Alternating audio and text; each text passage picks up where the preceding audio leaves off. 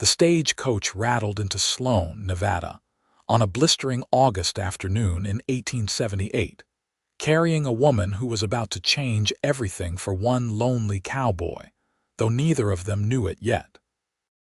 Ophelia Owens clutched her twin daughters closer to her chest as the stage lurched to a stop, her heart hammering against her ribs.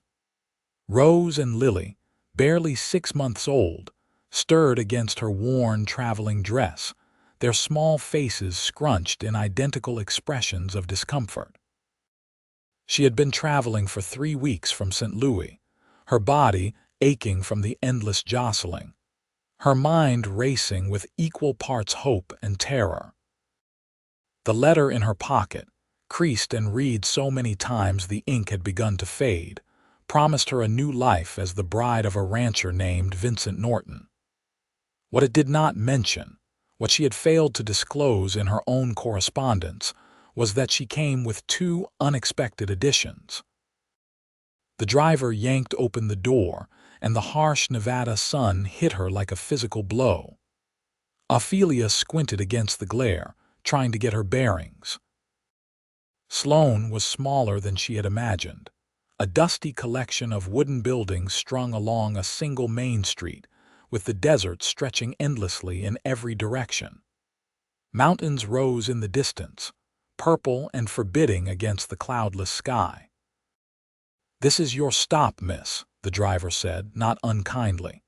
He was an older man, weathered by years in the sun, and he had been patient with her during the journey when the babies cried. "Need help with your trunk?" "Yes, please," Ophelia managed, her throat dry from dust and nerves. She clutched Rose tighter while Lily began to whimper, sensing her mother's tension. As her feet touched the ground, Ophelia felt the weight of curious stares. Several townspeople had paused in their daily routines to watch the newcomer, their faces ranging from curious to suspicious. A mail-order bride was not an unusual occurrence in these parts, but one with 2 infants certainly was. The driver set her small trunk down with a thud. It contained everything she owned in the world: 2 dresses, some baby clothes she had sewn herself, a Bible that had belonged to her mother, and a silver locket that was the only thing of value she possessed. "Your intended said he would meet you here at the general store," the driver said, gesturing to a building across the street. Ophelia nodded, unable to speak past the lump in her throat. This was it, the moment of truth. Would Vincent Norton turn her away when he saw what she had brought with her? She had no money for a return ticket, no family to take her in. Everything rested on the kindness of a man she had never met. She adjusted both babies in her arms, picked up her carpet bag, and left the trunk for the moment. The walk across the street felt like walking to her own execution. Her legs trembled beneath her skirts and sweat trickled down her back. Rose began to fuss louder and Lily joined in, their cries cutting through the still afternoon air. The general store was dim and blessedly cool inside. Ophelia blinked, letting her eyes adjust. Shelves lined the walls, packed with goods from flour and coffee to rope and saddles. A man behind the counter looked up from his ledger, his eyebrows rising at the sight of her and the crying babies. "Can I help you, miss?" "I am looking for Vincent Norton," she said, trying to project a confidence she did not feel. "I am Ophelia Owens. I believe he is expecting me." The shopkeeper's expression shifted to one of recognition mixed with what might have been pity. "Vincent? Yeah, he is around.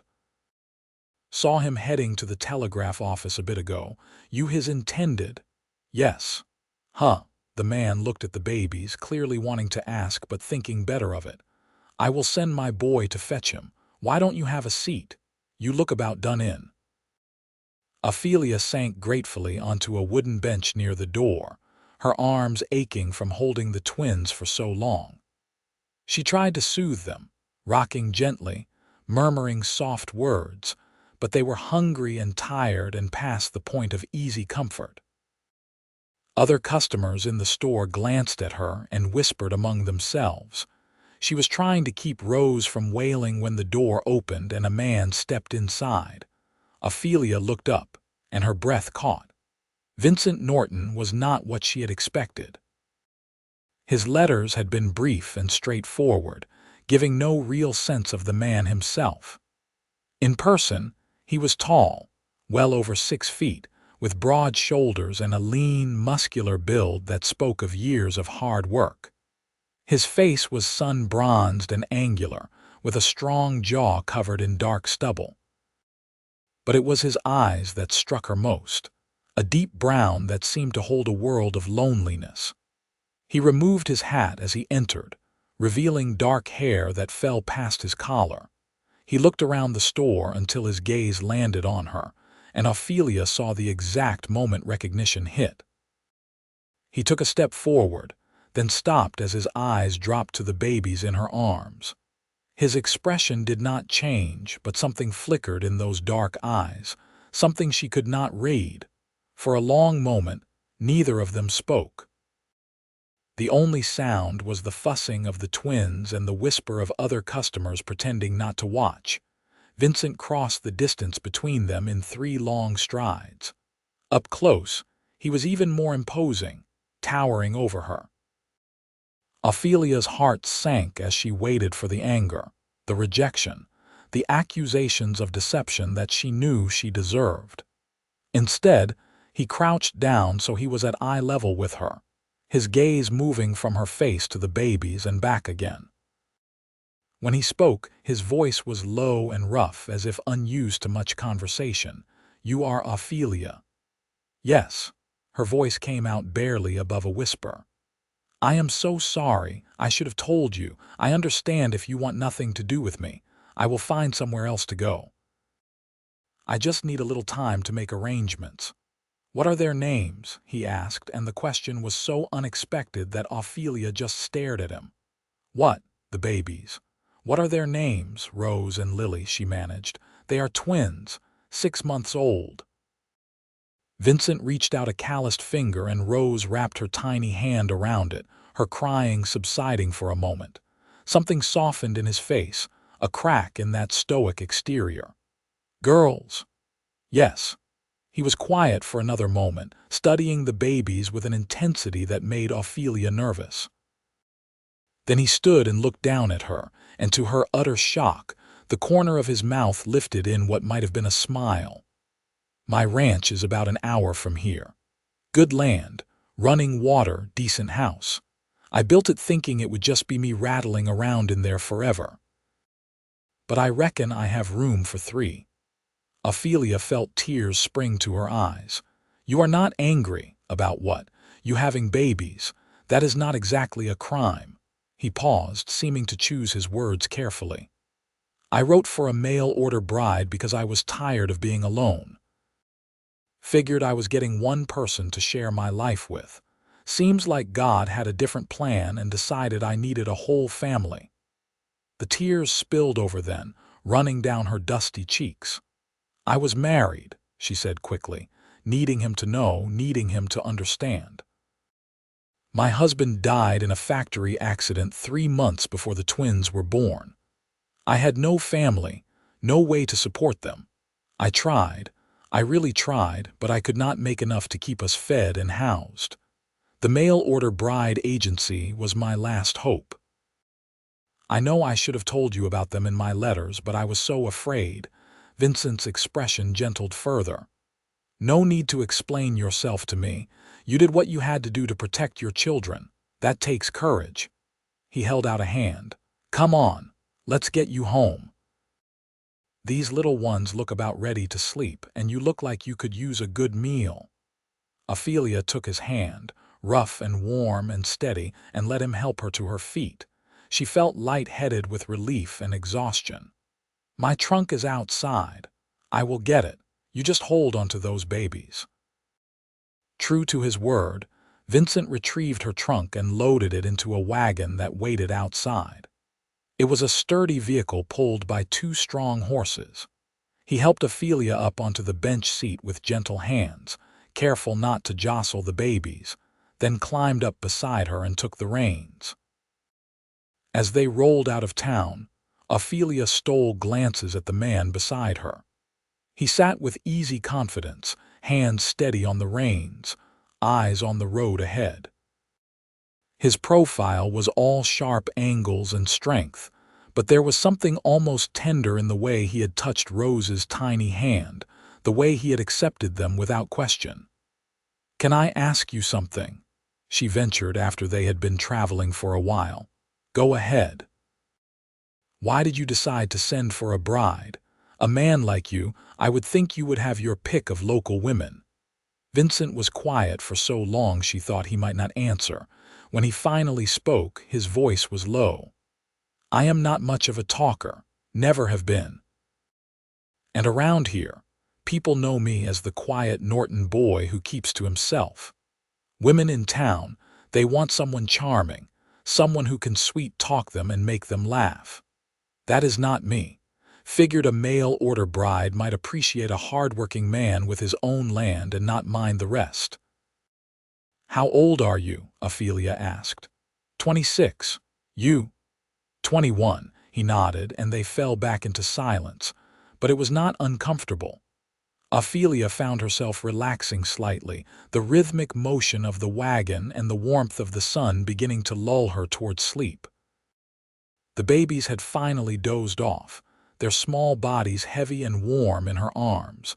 The land around them was stark and beautiful in its own way. Sagebrush dotted the landscape, and jackrabbits darted away from the wagon's approach. In the distance, the mountains seemed to shimmer in the heat. It was nothing like St. Louis, where she had spent her whole life until now. This was wild, untamed country, and she would need to be just as tough to survive it. "Tell me about your ranch," she said, partly to stay awake and partly because she wanted to hear his voice again. "About 200 acres, Vincent said, and she could hear a note of pride in his tone. "Got about 30 head of cattle right now, hoping to expand next year. There is a creek that runs through the property, never goes dry even in summer. House is 2 rooms, but I have been meaning to add on. Got a barn, a chicken coop, a root cellar. It is not fancy, but it is solid." "It sounds wonderful." He glanced at her, something searching in his eyes. "It is a lot of work. I am out from dawn to dusk most days. It will be lonely for you. I have spent the last year scrubbing floors and taking in laundry while pregnant, and then caring for 2 infants in a single room that cost more than I could afford," Ophelia said quietly. "Hard work does not frighten me, and I will be grateful for the space and the quiet."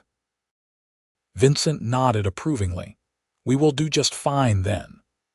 The ranch appeared gradually on the horizon, a cluster of buildings nestled against a gentle rise of land. As they drew closer, Ophelia could see that Vincent had not exaggerated. The house was simple but well built, with a covered porch and real glass windows. The barn was large and sturdy, and she could see cattle grazing in a fenced pasture. It was more than she had dared to hope for. Vincent pulled the wagon to a stop in front of the house and set the brake. "Home," he said simply. He came around to help her down, and Ophelia was grateful for his steady hands. Her legs felt like jelly after the long journey. Inside, the house was Spartan but clean. The main room served as kitchen and living space, with a stone fireplace, a rough-hewn table, and a few simple chairs. A door led to what she assumed was the bedroom. "I will sleep in the barn," Vincent said, following her gaze. "Give you and the babies the bed." "You cannot sleep in the barn," Ophelia protested. "This is your home. And now it is yours too. We can figure out better arrangements later. For now, you need rest." He set her trunk down near the door. "I will bring in some water. There is bread and butter in the cupboard, some dried meat." "Not much, but I will go hunting tomorrow." Before she could thank him, he was gone, leaving her standing in the middle of his house with 2 sleeping babies and a heart full of confused emotions. This man, this stranger, had accepted her without question, offered her his home, his protection. It was more than her own family had done when they disowned her for marrying beneath her station, more than the few friends she had thought she could count on who had disappeared after her husband died. Ophelia laid the twins carefully on the bed, building a barrier of rolled blankets to keep them from rolling off. They did not stir, exhausted from the journey. Then she sank down on the edge of the mattress and finally let herself cry. All the fear and stress of the past months came pouring out in silent sobs that shook her whole body. She was still crying when Vincent returned with a bucket of fresh water. He stopped in the doorway, clearly uncertain what to do. After a moment, he set the bucket down and approached slowly, like one might approach a skittish horse. "Are you all right?" Ophelia tried to wipe her eyes, embarrassed. "I am sorry. I am just tired and overwhelmed. I did not expect you to be kind. I thought you would turn me away." Vincent lowered himself into the chair near the bed, his big frame seeming too large for the simple furniture. "I am not going to lie and say this is what I expected, but life rarely goes according to plan. My parents died when I was 15, left me to run this ranch alone. I learned pretty quick that you can either adapt or give up, and giving up was never an option." "How did they die?" "Cholera. Swept through here in '68. Took a lot of folks." His voice was matter-of-fact, but she could hear the old pain beneath the words. "Been on my own since then. Built this place up from almost nothing, but a house is not a home when you are the only one in it." "Is that why you sent for a bride?" "Partly. Also practical. Running a ranch alone is hard. Having a partner makes sense." He paused, then added softly, "And I guess I was just tired of the silence." Ophelia looked at him, really looked at him, and saw past the gruff exterior to the lonely man beneath. "I will try to be a good wife to you. I can cook and clean and tend a garden. I am strong and I learn quickly. I am sure you will do fine." He stood, clearly uncomfortable with the emotion in the room. "You should eat something and rest. Babies will probably be up again soon." He was right. Rose and Lily woke an hour later, hungry and needing to be changed. Ophelia tended to them with practiced efficiency, grateful that she had thought to pack enough clean rags to last a few days. Vincent had disappeared outside, giving her privacy. As she nursed the babies, Ophelia looked around her new home. It was rough and simple, yes, but it was clean and solid. Through the window, she could see the barn and the fields beyond, the mountains rising in the distance. This was her life now. No going back, only forward. Over the next few days, a routine began to establish itself. Vincent was up before dawn, taking care of the animals and working on various tasks around the ranch. Ophelia cleaned the house, cooked meals, and cared for the twins. They were polite to each other, careful, like two strangers sharing space and trying not to intrude on each other's lives. But slowly, things began to change. It started small. The first morning, Ophelia woke to find Vincent had already started a fire and put coffee on before going out to the barn. The second day, she made biscuits with the flour she found in the cupboard, and Vincent ate 4 of them, then quietly told her they were the best he had ever tasted. The third day, she found him in the barn, carving something from a piece of wood. When she asked what it was, he showed her. "A small rattle for the babies. I am not very good at carving," he said, almost apologetically, "but I figured they might like something to play with." Ophelia felt her throat tighten. "It is perfect, thank you." On the 4th day, Vincent hitched up the wagon after breakfast. "We need to go into town. You need supplies for the babies, and we need to see the preacher." "The preacher, to get married." He said it matter-of-factly, as if it were the most obvious thing in the world. "We should do it proper and legal." Ophelia had almost forgotten that part. In the chaos and exhaustion of settling in, the fact that she was here to be his wife had somehow slipped to the back of her mind. "Of course. You are right." They rode into Sloan with the twins sleeping in a basket at Ophelia's feet. The town seemed less intimidating in the daylight, with Vincent beside her. He carried himself with a quiet confidence that made people step aside. At the general store, he bought flour, sugar, coffee, and a bolt of soft cotton fabric without asking the price. "For baby clothes," he said, handing it to Ophelia. "I do not know what they need, but I figure they grow fast. You do not have to spend your money on us." Vincent gave her a long look. "They are going to be my daughters soon as we say those vows. That means I provide for them." That is how it works. The simplicity of his statement took her breath away. This man, who barely knew her, was claiming her children as his own without hesitation. Ophelia felt something crack inside her chest, some wall she had built to protect herself beginning to crumble. The preacher was a thin, kindly man named Reverend Samuel, who ran the church from his small house. He looked at the twins with interest, at Vincent's stoic face, and at Ophelia's nervous expression, and seemed to understand without being told that this was an unusual situation. "You both understand what you are undertaking?" he asked. "Marriage is a sacred bond, not to be entered into lightly." "I understand," Vincent said firmly. "I do too," Ophelia added. "Very well then." The ceremony was brief and simple. There were no flowers, no fancy dress, no guests. Just the four of them in the preacher's small parlor, with Rose and Lily gurgling in their basket, blissfully unaware that their lives were changing. Vincent produced 2 simple gold bands, slightly worn, and Ophelia realized they must have belonged to his parents. When Reverend Samuel asked if she took this man to be her lawfully wedded husband, Ophelia looked into Vincent's eyes and said, "I do," and meant it with a fierce conviction that surprised her. Vincent's "I do" was quiet but steady, and when he slipped the ring onto her finger, his hands were gentle. "You may kiss your bride," Reverend Samuel said. For a moment, Vincent looked uncertain, and Ophelia realized this might be the first time he had ever kissed a woman. She stood on her toes, making it easier for him, and he leaned down and pressed his lips to hers in a kiss that was chaste and brief but sent warmth spreading through her whole body.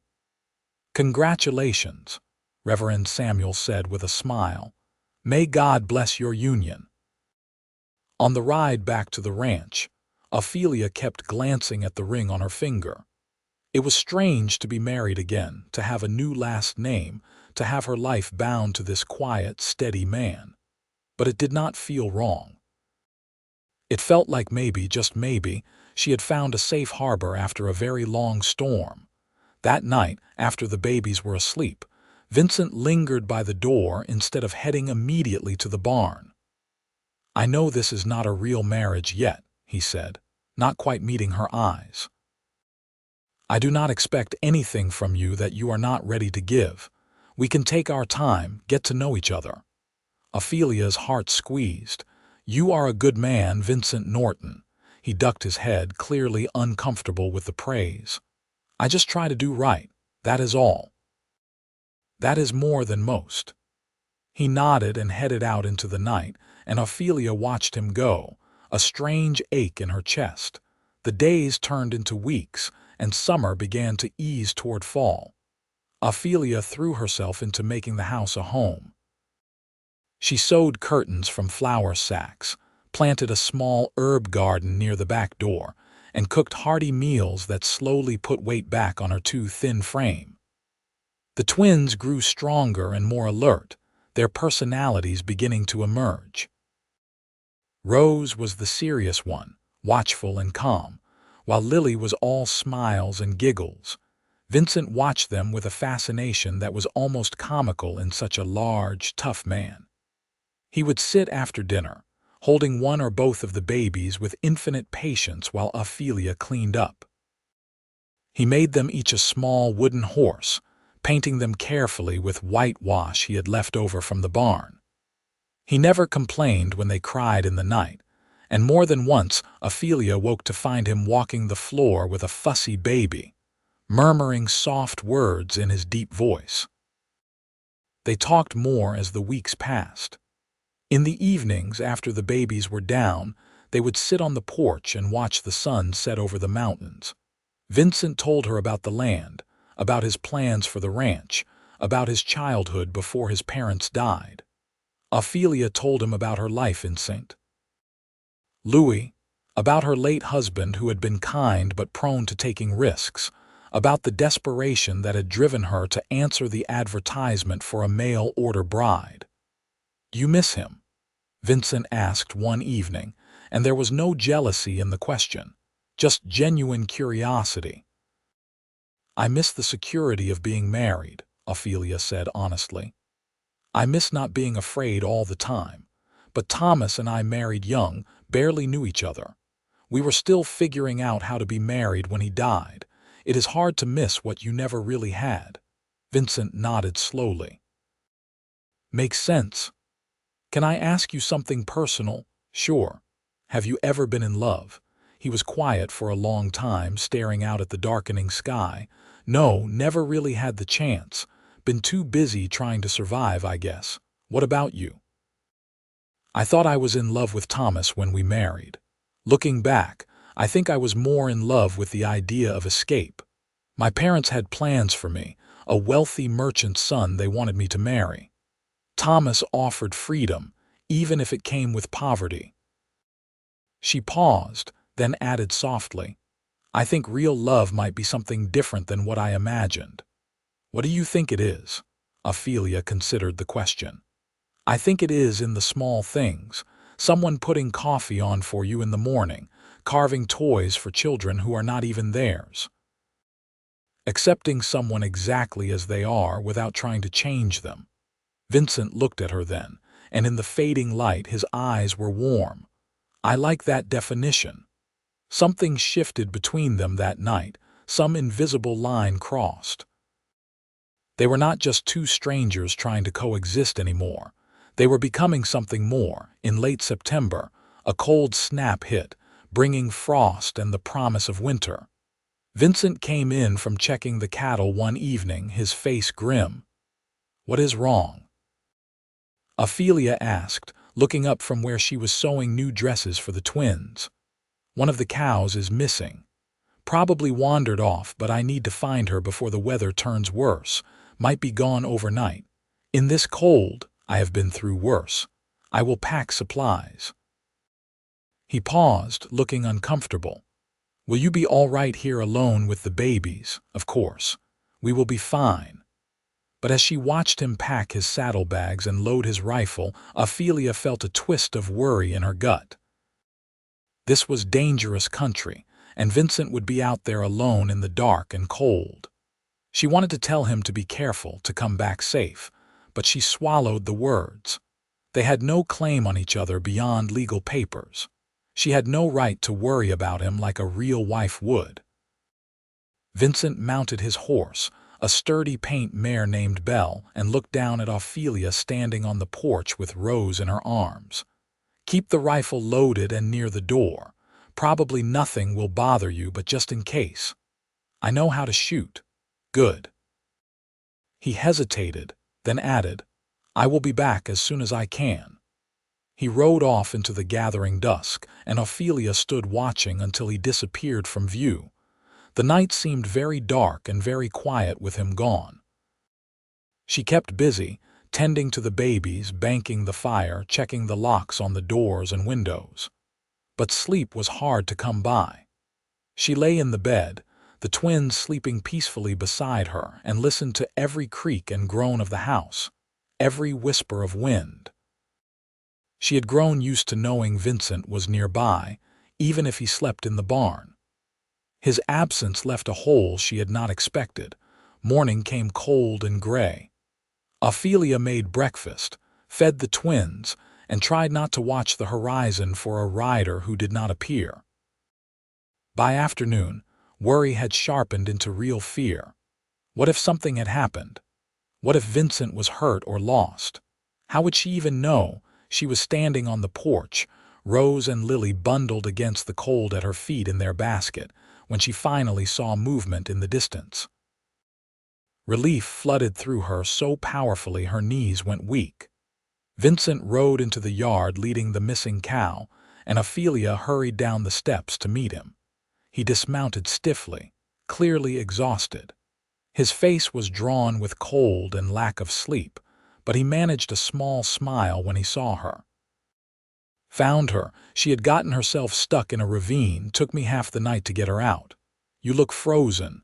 Come inside. I will make coffee.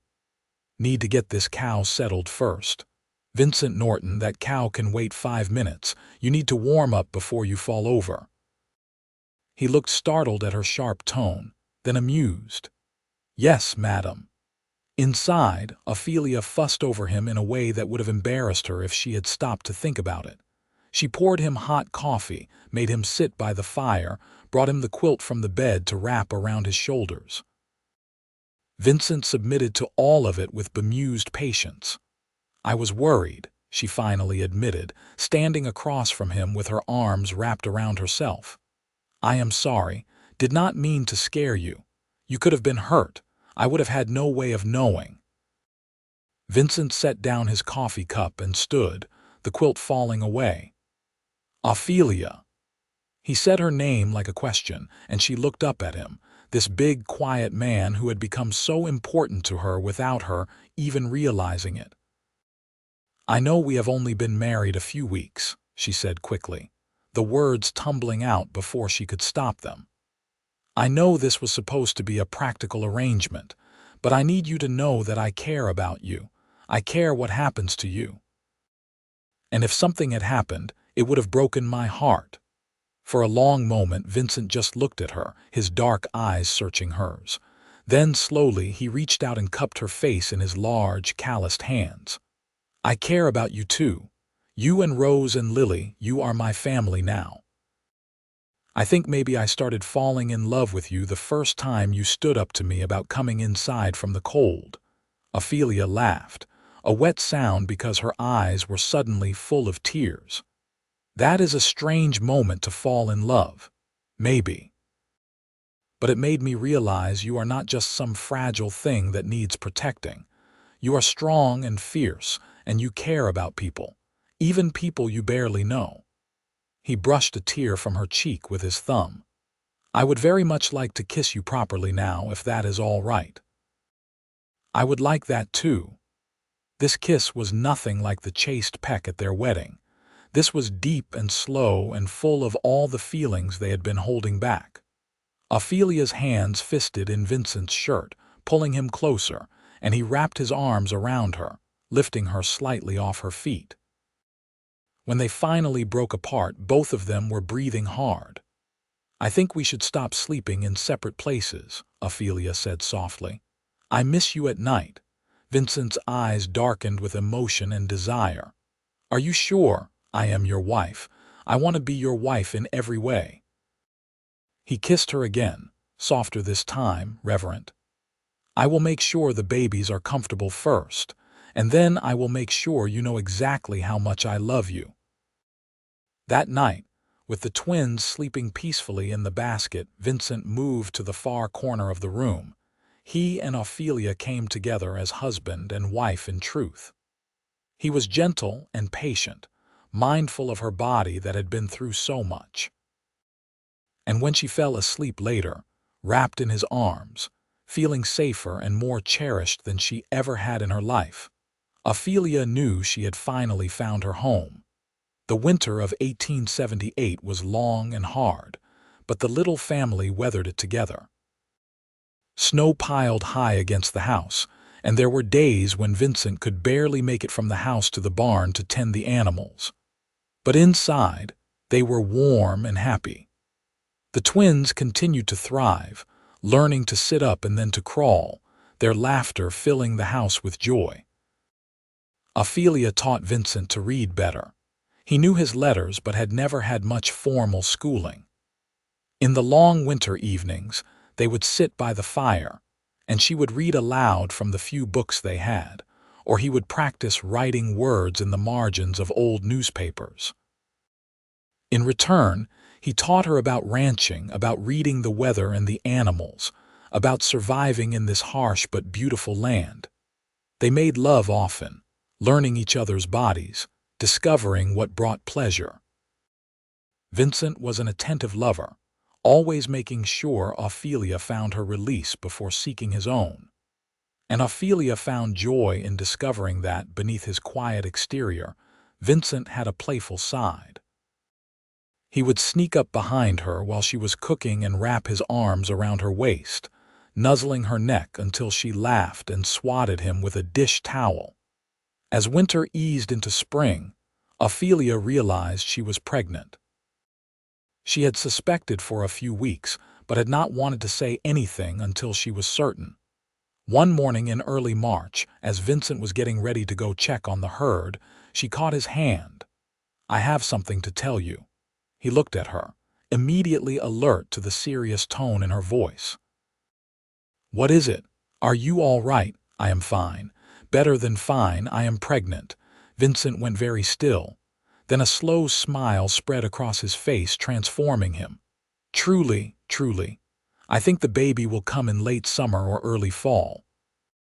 He swept her up in his arms, spinning her around until she was laughing and breathless.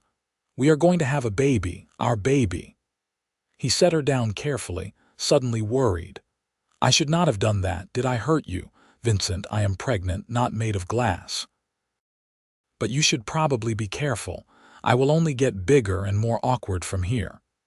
"You will be beautiful," he said firmly, his hands settling on her still flat stomach. "You are always beautiful." Rose and Lily, now almost a year old and pulling themselves up on furniture, toddled over to investigate, and Vincent scooped them both up. "You two are going to be big sisters. What do you think about that?" They babbled nonsense at him, and he grinned, kissing each of their dark heads.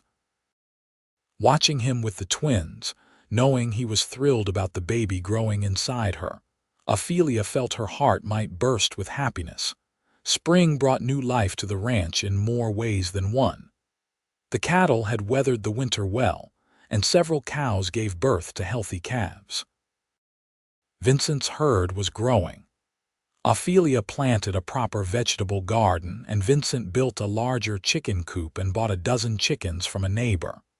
The twins learned to walk, stumbling after Vincent as he did his chores, their chubby legs unsteady but determined.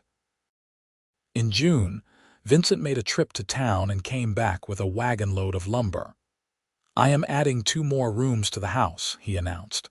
"The twins need their own room, and we will need space for the new baby too." "Can we afford that?" "Sold some cattle, got a good price. We can afford it." He worked on the addition whenever he had spare time, and Ophelia helped where she could, though Vincent was increasingly protective as her belly grew. By late summer, the new rooms were finished. Simple but solid, with real wood floors and windows that let in the morning light.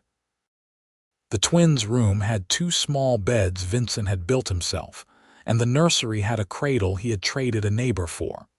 Ophelia stood in the nursery, her hand on her swollen belly, and felt tears prick her eyes. A year ago, she had been desperate and afraid, with no idea how she would survive. Now she had a home, a husband who loved her, and a family that was about to grow even larger. Vincent found her there and wrapped his arms around her from behind, his hands settling over hers on her stomach. "What are you thinking about?" "How much my life has changed. How grateful I am." "I am the grateful one. You gave me everything I did not even know I needed." The baby kicked against their joined hands, and Vincent laughed, the sound rich and warm. "Strong little thing. Takes after the father." Labor came on a warm September evening, just as the sun was setting. Ophelia had been feeling strange all day, an ache in her lower back and an odd restlessness. When the first real contraction hit, she was in the garden pulling carrots for dinner. She straightened up, one hand on her belly, and breathed through it. Vincent was in the barn. Ophelia waited until the contraction passed, then walked slowly across the yard.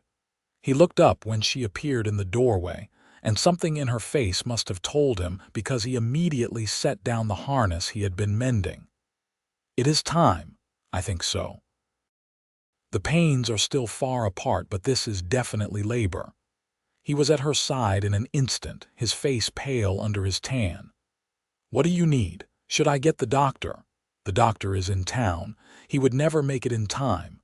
Besides, I have done this before. I know what to expect." She took his hand and squeezed it. "I need you to stay calm, and I need you to bring the twins inside and keep them occupied. This might take a while." It took most of the night. Ophelia labored in their bedroom while Vincent paced the main room, the twins finally asleep in their new beds despite the unusual nighttime activity. He checked on her constantly, bringing water, holding her hand through contractions, his face tight with worry. "I cannot stand seeing you in pain," he said at one point, his voice rough. "There must be something I can do. You are doing it. You are here. That is all I need." As dawn broke, the baby finally came. Ophelia pushed with the last of her strength, and Vincent, who had delivered countless calves and foals, helped deliver his son into the world. The baby's first cry was strong and healthy, and Vincent's hands shook as he wrapped the child in a clean blanket and placed him in Ophelia's arms. "A boy," he said, his voice thick with emotion. "We have a son." Ophelia looked down at the tiny, perfect face and felt a rush of love so powerful it took her breath away. The baby had Vincent's dark hair and her fair skin, and he was absolutely beautiful. "He is perfect. What should we name him?" Vincent sat on the edge of the bed, one arm around Ophelia, one finger gently stroking his son's soft cheek. "I always liked the name Matthew, if that suits you." "Matthew Norton. It is perfect." By the time Rose and Lily woke and came toddling in to investigate, Ophelia had nursed the baby and changed into a clean nightgown, and Vincent had tidied the room. The twins were fascinated by their new brother, patting his head gently while Vincent supervised to make sure they did not accidentally hurt him. "Baby," Rose said solemnly, one of her few clear words. "Yes, baby brother," Vincent confirmed. "Matthew, you have to help take care of him now." Over the following weeks, they settled into a new rhythm. 3 children were exponentially more work than 2, but Vincent took on more of the household tasks without being asked, cooking meals and watching the twins while Ophelia recovered and nursed the baby. She found herself falling even more deeply in love with him, if that were possible, watching him be so gentle and patient with all 3 children.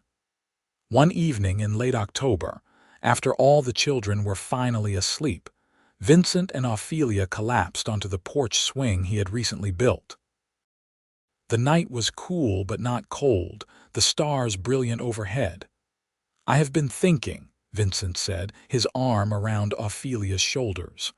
"About what?" "About how a year ago I was the loneliest man in Nevada. And now I am surrounded by family, by love, by more blessings than I know what to do with." He looked down at her, his eyes soft. "You changed my life, Ophelia. You and Rose and Lily and now Matthew.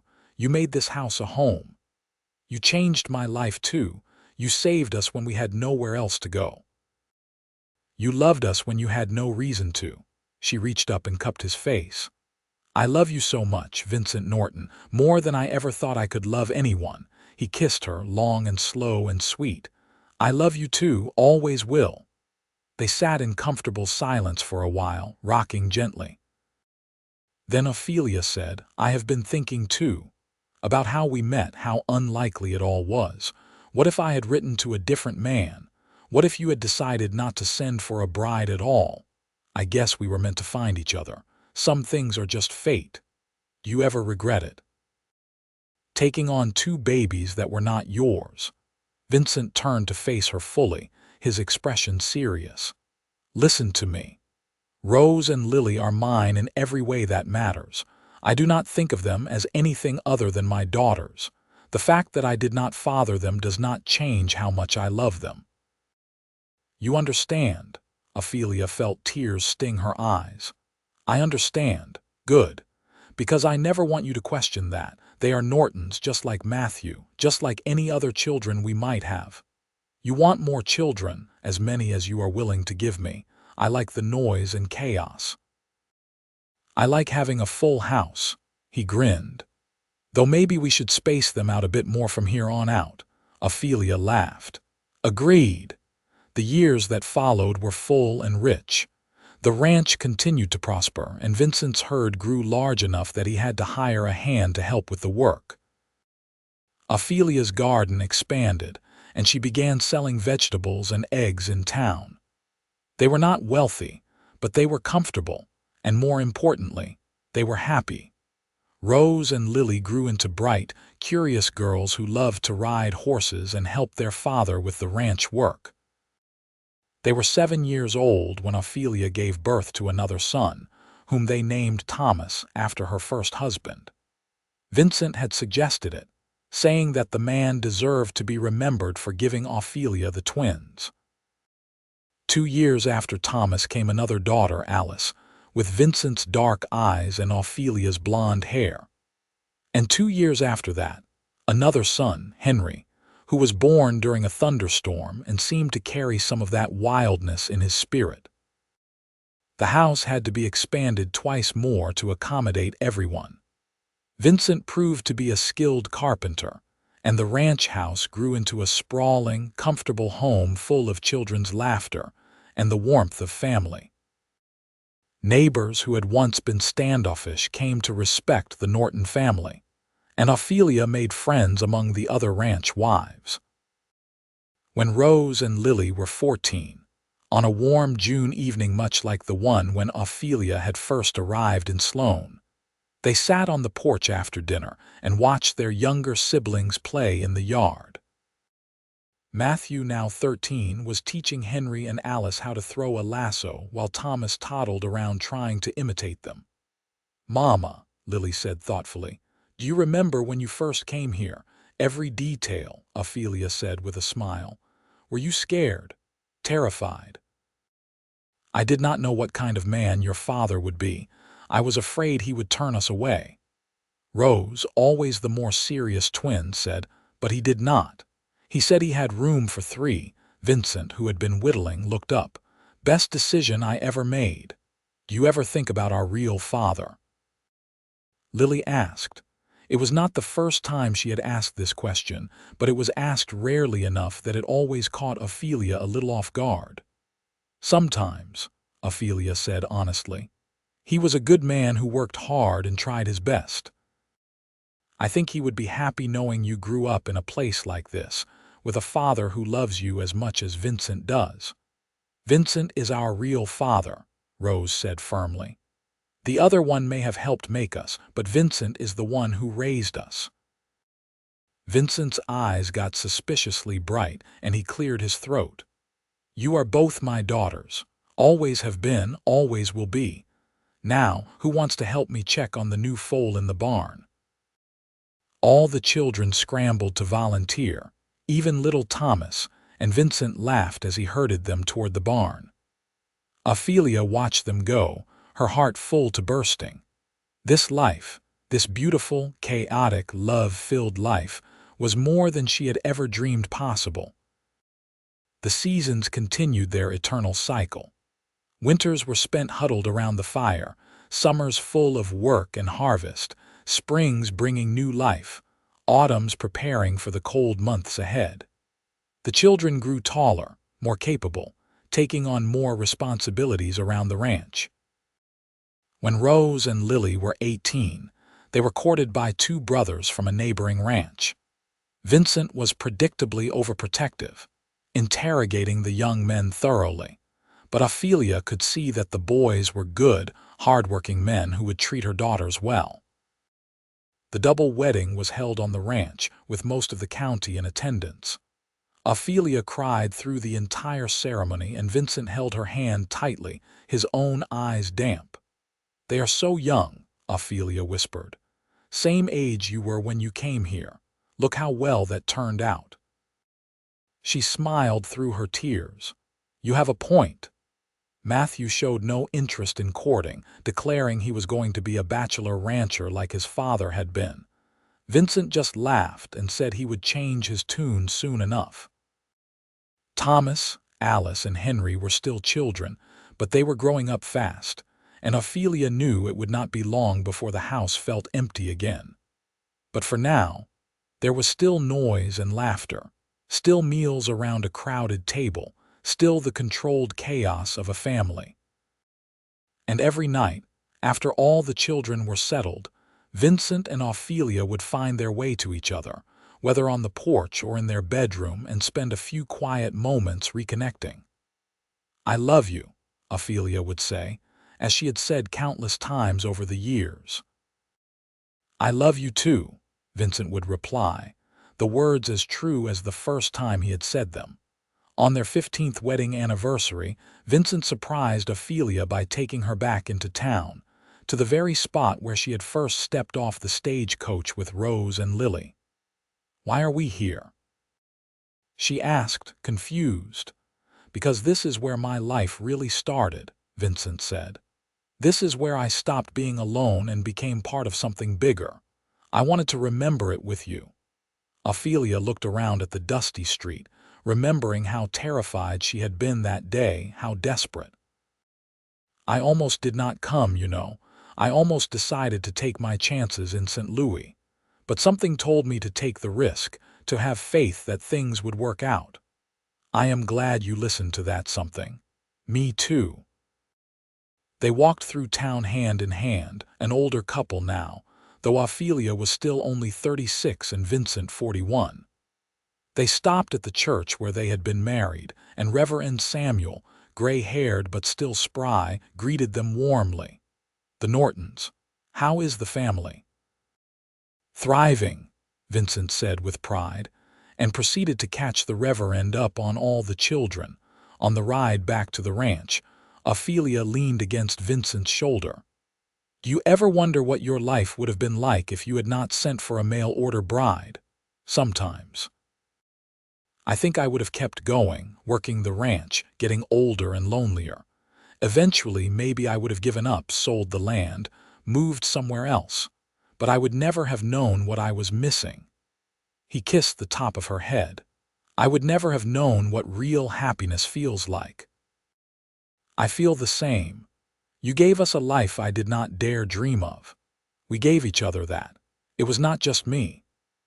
As they crested the hill and the ranch came into view, the house lit up with lamplight and the barn solid and strong, Ophelia felt a wave of contentment so deep it was almost painful.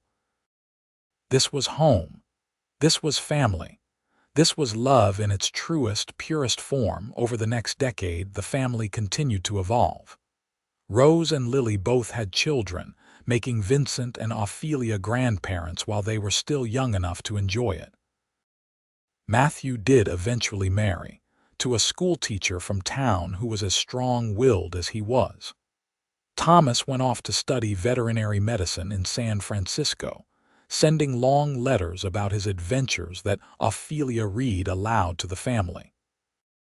Alice married a banker and moved to Carson City, while Henry, true to his wild spirit, became a horsebreaker and traveled around the territory working on various ranches.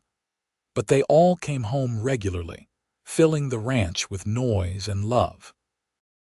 And Vincent and Ophelia were always there, the foundation on which the family was built. One evening in the summer of 1903, Vincent and Ophelia sat on their porch watching the sunset. They were 52 and 47 respectively, their hair shot through with gray, their bodies bearing the marks of a life of hard work. But they were still strong, still healthy, still deeply in love. 25 years, Ophelia marveled. Has it really been that long? Seems like yesterday and forever at the same time. Do you have any regrets? Vincent considered the question seriously, as he always did. "I regret that we lost Thomas to that influenza 5 years ago." I regret that I did not build the addition bigger the first time so we did not have to keep expanding. I regret that I was not always patient enough, kind enough, present enough." He paused. "But I do not regret a single moment of our life together. You are the best thing that ever happened to me. You are the best thing that ever happened to me, too. You and the life we built together." They rocked in comfortable silence, watching their grandchildren play in the yard under the watchful eyes of Matthew and his wife. Rose was visiting with her family, and the house was full again, just the way they liked it. "I have been thinking about something," Vincent said after a while. "What is that?" "I want to make sure that when we are gone, this place stays in the family. I want to divide it equally among all the children, set up an arrangement so they can all have a stake in it even if they do not live here." "That is a good idea, though let's not talk about being gone just yet. I plan on being around to meet great-grandchildren." Vincent smiled. "Me too. But it is good to plan ahead." That fall, they traveled to Carson City with a lawyer Vincent trusted and drew up legal documents ensuring the ranch would remain in the Norton family for generations to come. It gave them both peace of mind, knowing that the legacy they had built would continue. The years continued to pass, marked by the rhythms of ranch life and the milestones of a growing family. Vincent and Ophelia celebrated their 30th anniversary with a party that brought nearly 100 people to the ranch. Their 50th birthday years were marked with smaller, more intimate celebrations with children and grandchildren. When Ophelia was 52, she found herself pregnant once more, to everyone's shock, including her own. The baby, another girl they named Grace, was born healthy and strong and became the darling of the entire family. Rose and Lily, now in their 30s with children of their own, joked that their mother was trying to outlast them. "I certainly did not plan this," Ophelia said, but she could not deny the joy that little Grace brought into their lives. Vincent, who at 57 had thought his child-rearing days were behind him, fell in love with his youngest daughter instantly. He carried her everywhere, showing her the ranch, teaching her about horses and cattle and the land he loved. "You are spoiling her," Ophelia teased. "I am appreciating the gift of another child when I thought I was too old for such blessings," Vincent countered. Grace grew up surrounded by doting parents, siblings, nieces, and nephews. She was a bright, curious child who loved books and learning, and Ophelia made arrangements for her to attend school in town, something that had not been available when the older children were young. As Vincent and Ophelia entered their 60s, they began to slow down, letting the next generation take on more of the ranch work. Matthew and his sons ran the day-to-day operations, while Vincent served as advisor and consultant. Ophelia's garden was tended mostly by her daughters and daughters-in-law, though she still insisted on doing some of the work herself. But they were content. They had lived full, rich lives. They had loved and been loved. They had built something lasting and good. One evening in the summer of 1918, as World War I raged overseas and the world seemed to be changing faster than anyone could keep up with, Vincent and Ophelia sat on their porch, now weathered and worn from 40 years of use. Grace, now 17, was inside raiding, and the ranch was quiet. "Do you remember the day you arrived?" Vincent asked, a question he had asked many times over the years. "I remember being scared and exhausted and hoping so desperately that you would not turn me away.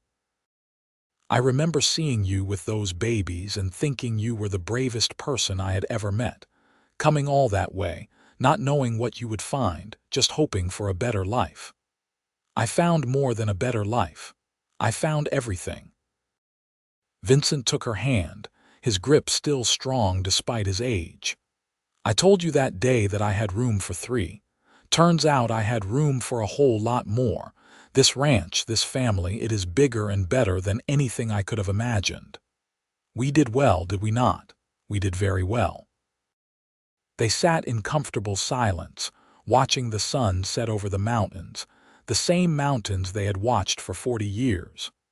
The land had changed some, fences where there had been open range, more buildings, more cultivation. But the heart of it remained the same. Grace came out onto the porch, a book in her hand. At 17, she was beautiful, with Vincent's dark hair and Ophelia's delicate features. "Mama, Papa, I have been accepted to the teaching college in Carson City. I got the letter today." Vincent and Ophelia exchanged glances, pride and sadness mixed together. Their last baby growing up and preparing to leave. "That is wonderful, sweetheart," Ophelia said, standing to embrace her daughter. "We are so proud of you." "I will come home often," Grace promised. "And I will teach right here in Sloan once I have my certificate. I am not leaving for good." "We know," Vincent said. "And we want you to follow your dreams. That is what we have always wanted for all of you." After Grace went back inside, Ophelia settled back into Vincent's arms.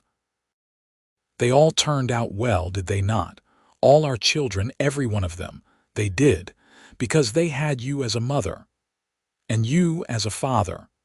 They sat until full dark, reluctant to go inside, wanting to hold onto the moment. There had been thousands of moments like this over the years, sitting together in companionable silence, but they never took them for granted. The next decade brought more changes. Rose passed away from cancer, and Ophelia mourned the loss of her firstborn with a grief that seemed bottomless. But Vincent was there, holding her through it, reminding her that Rose had lived a good life, had been happy, had known she was loved. Lily moved back to the ranch after her husband died, bringing her youngest children with her. The house was full again, and Ophelia found comfort in having her daughter close. Matthew took over complete management of the ranch, and did so with skill and dedication. The Norton Ranch became known throughout Nevada as one of the best-run operations in the state. Thomas returned from his veterinary practice to help, and Henry, who had finally settled down and married, built a house on the far corner of the property.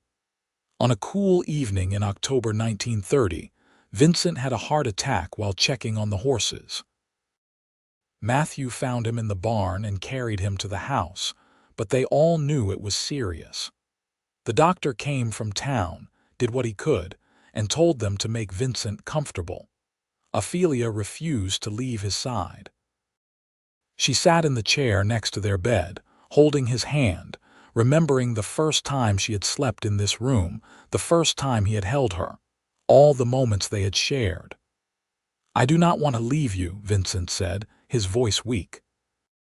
The family had been in and out all day, saying their goodbyes, but now it was just the two of them. "I know. I do not want you to go either. But if it is your time, then I will be all right. You made sure of that. You gave me a lifetime of love and security and family." Tears streamed down her face. "But I will miss you every single day." "I will wait for you," he promised. "On the other side I will be waiting. I know you will." He was quiet for a moment, his breathing labored. Then he said, "I had room for 3. Remember." "I remember. Best decision I ever made. Letting you into my life, loving those babies, building this family. I would not change a single thing. Neither would I." He died peacefully just before dawn, Ophelia holding his hand. She sat with him for a long time after, memorizing his face, saying her private goodbyes. Then she called the family in, and they mourned together. The funeral was held on the ranch, and it seemed like half the county showed up. Vincent Norton had been a respected man, known for his fairness and hard work and the love he had for his family. The children took turns telling stories, and Ophelia stood at the graveside, supported by Lily and Grace, and said her final farewell. The months after Vincent's death were difficult. Ophelia had never lived a day of her adult life without him, and the house felt empty despite being full of family. But she kept going, because that was what he would have wanted. She spent time with her grandchildren and great-grandchildren, helped in the garden, sat on the porch and remembered. 5 years later, in the spring of 1935, Ophelia passed away peacefully in her sleep at the age of 77. She was buried next to Vincent, their graves marked with simple stones that bore their names and the inscription, "Together always." The Norton Ranch continued to thrive, passed down through generations. The house was added onto and modernized, but the original rooms that Vincent had built remained, maintained carefully by his descendants. The story of how Vincent Norton took in a mail-order bride and her twin babies became family legend, told to each new generation as an example of love, acceptance, and the family you choose. Grace, who never married, lived in the ranch house until her own death at 92, serving as the family historian and keeper of stories. She wrote down everything she could remember, everything her parents and siblings had told her, preserving the history of how one lonely cowboy and one desperate woman had found each other and built something beautiful. And if you visited the Norton Ranch even now, more than a century later, you could still see Vincent's handiwork in the barn he built, still see Ophelia's influence in the gardens that surrounded the house. The land bore the marks of their lives, their love, their legacy. It had started with a simple statement, one that changed everything. "I have room for 3. But in the end, Vincent and Ophelia Norton had made room for so much more. For love and family, for second chances and new beginnings, for a life that was full and rich and deeply meaningful. They had taken a risk on each other, two strangers brought together by circumstance and desperation, and they had created something that lasted far beyond their own lifetimes. That, perhaps, was the greatest legacy of all. Not the land or the cattle or the house, but the love they had shared and the family they had built. It rippled outward through generations, affecting people who never knew them but carried their DNA and their values forward into the future. The story that began with a mail-order bride arriving with twin babies and a lonely cowboy saying, "I have room for 3, became a story about what it means to open your heart, to choose love over fear, to build something lasting in a harsh and unforgiving world. It was a story of the American West, of survival and perseverance, but more than that, it was a story of hope. And hope, as Vincent and Ophelia had proven, could change everything.